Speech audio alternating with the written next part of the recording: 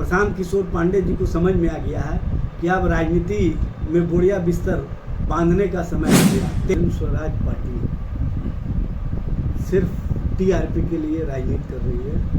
उनको अपने PR agency को ठीक करना है, क्योंकि जनता और जनता के बीच तो उनकी कोई बात है नहीं। उनकी पार्टी बनने से पहले ही कहीं ना कहीं समाप्त हो गई।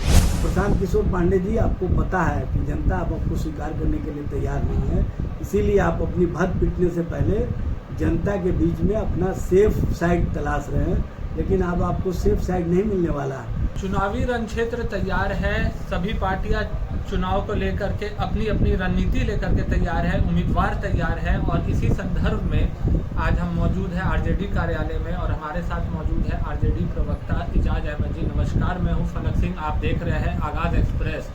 जानते हैं बेलागंज से प्रशांत किशोर के पार्टी की तरफ से, जन स्वराज पार्टी की तरफ से एक बड़ा ऐलान आया है, एक बड़ी टिप्पणी आई है आरजेडी पार्टी को लेकर के कि आरजेडी पार्टी को लेकर के उनका ये कहना है कि यादव समाज से अगर आरजेडी पार्टी किसी काबिल व्यक्ति को खड़ा करते हैं तो जन स्वराज उसे समर्थन दे देगी। ये एक बहुत बड़ा बयान है और वो भी खास करके उपचुनाव से कुछ ही दिन पहले। सर, क्या कहना है इस पर?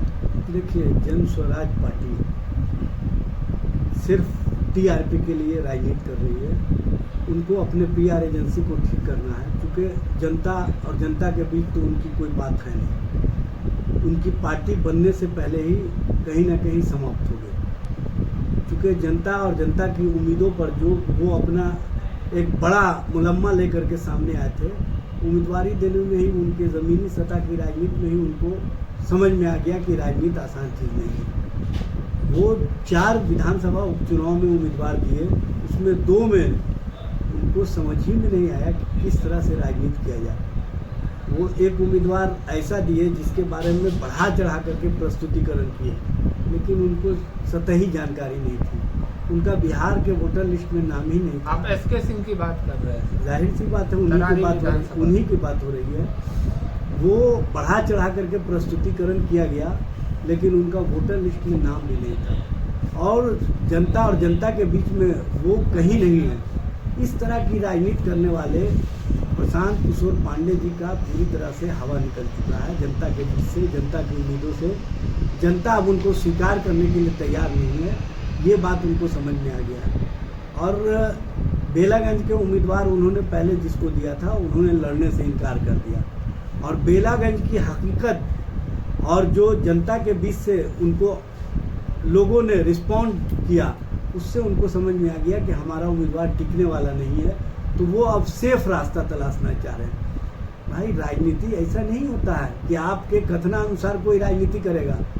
राजनीति में सब कुछ देखा जाता है और वो देखा जाता है कि जो राजनीतिक कार्य करता है, जो सामाजिक पृष्ठभूमि का कार्य करता है, जो समाज के बीच काम करने वाला है, जो जनता और जनता के हितों में खड़ा रहने वाला है, उसी को पार्टी के स्तर से टिकट दिया जाता है। और राष्ट्रीय जनता दल के जो उम्मीदवार हैं, वो सभी वर्गों को साथ लेकर के चलने पर विश्वास करते हैं। युवा राजद के प्रदेश उपाध्यक्ष रहे हैं, लगातार 10 वर्षों तक वो संघर्ष और आंदोलन के माध्यम से पार्टी के विचारों को जन जन तक पहुंचाते रहे हैं। जब हमने उम्मीदवार दे दिया, उम्मीदवार को जब जनता का समर्थन मिलने लगा, तो इनको बेचैनी हो गई। अब ये नया परसेप्शन की राजनीति शुरू करना चाहते हैं। भाई, इस तरह की राजनीति नहीं होती है। चुनाव मैदान में सभी प्रत्याशी आ गए, सभी लोग चुनाव प्रचार कर रहे हैं, सभी तरह से आपके उम्मीदवार का पैर उखड़ चुका है, तो आप अपना सेफ गोल, तो भाई आपको उम्मीदवारी वापस लेना, ले लीजिए ना। आपके हिसाब से कोई राजनीति नहीं करेगा। और प्रशांत किशोर पांडे जी, आपको पता है कि जनता अब आपको स्वीकार करने के लिए तैयार नहीं है, इसीलिए आप अपनी भद पिटने से पहले जनता के बीच में अपना सेफ साइड तलाश रहे हैं, लेकिन अब आपको सेफ साइड नहीं मिलने वाला है। चूँकि रणनीतिकार होना अलग चीज़ है, राजनीति में सतही राजनीति में जब सामने आते हैं तब आपको पता चलता है कि राजनीति क्या चीज़ है। राजनीति उसी को करना चाहिए जो जनता और जनता के बीच में रहे, जो संघर्ष करे, जो आंदोलन करे, जो लगातार जनता और जनता के हितों के लिए सवाल उठाते रहे। वैसे लोग ही राजनीति में स्थापित रह पाते हैं। प्रशांत किशोर जैसे लोग राजनीति में स्थापित नहीं हो सकते हैं। ये बात हम लोग पहले से कह रहे थे और ये अब सार्वजनिक रूप से सामने बस सर, उनका कहना है कि अगर आरजेडी यादव समुदाय से किसी काबिल व्यक्ति को खड़ा करती है तो वो समर्थन दे रहे हैं आरजेडी को। काबिल व्यक्ति पीएचडी किए हुए हैं जो उम्मीदवार हमारे हैं, और वो संघर्ष वाले, आंदोलन वाले कार्यकर्ता हैं। इसलिए उनके हिसाब से कौन काबिलियत का पैमाना है, उनके हिसाब से राजनीति में कौन सा काबिल होता है, वो काबिल होता है जो जिसको आप प्रस्तुत कर रहे थे इमामगंज में कि ये डॉक्टर है और वो आरएमपी था, इंटर पास था, वही काबिल होता है। प्रशांत किशोर जी, राजनीति इतना आसान नहीं है जितना आप समझते हैं। राजनीति में पापड़ बेलने के बाद, संघर्ष के बाद आदमी एक मुकाम हासिल करता है, और आप एक दिन में छलांग मार करके भारतीय जनता पार्टी के बेहतरनी के सहारे चाह रहे थे कि हम स्थान ग्रहण कर लें, तो वो स्थान मिलने वाला नहीं है।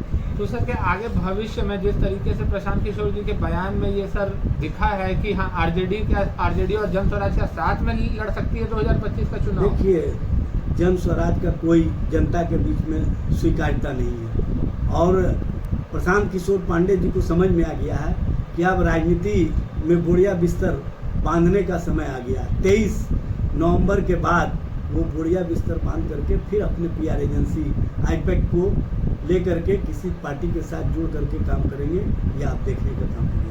सर एक और सवाल, अभी ये चर्चा का सवाल विषय बना हुआ है कि जिस तरीके से आरजेडी पार्टी ओसामा शहाबुद्दीन के बेटे ओसामा को अपने साथ जोड़ने की कोशिश में थी और जुड़ी है तो क्या आरजेडी पार्टी को ये डर है कि हाँ मुसलमान समुदाय में उनका चेहरा नहीं बच रहा है और उनका वोट बैंक होने का डर है? सिवान जो कि आरजेडी पार्टी का बहुत पुराना गढ़ रहा है 90।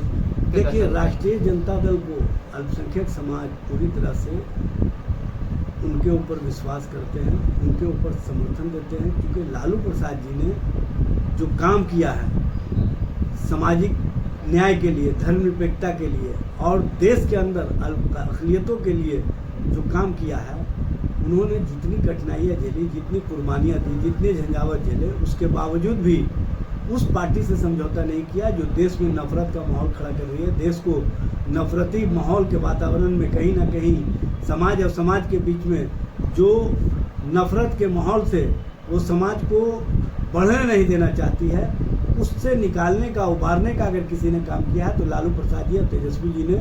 इसलिए मुसलमान पूरी तरह से लालू प्रसाद जी और तेजस्वी जी पर विश्वास करता है, एतमाद करता है, और ये लोग जो इस तरह का मुलम्मा चढ़ाते हैं उसमें कहीं कोई हकीकत नहीं है। बल्कि हेना साहब और ओसामा साहब कभी भी हम लोगों से अलग नहीं हुए थे।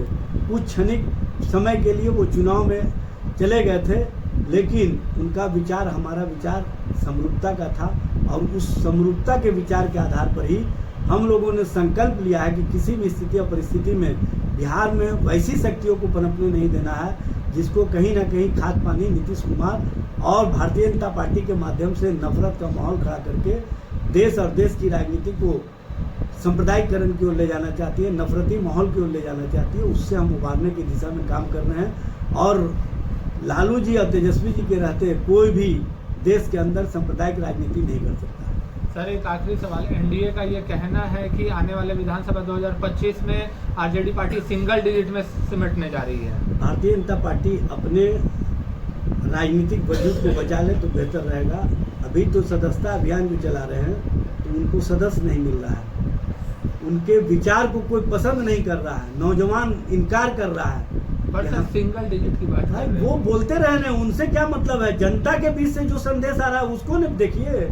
जनता के बीच से संदेश आ रहा है कि भारतीय जनता पार्टी का सदस्य बनने के लिए कोई तैयार नहीं। जब सदस्य नहीं बनेगा तो उस पार्टी का सर्वाइवल कहाँ से होगा?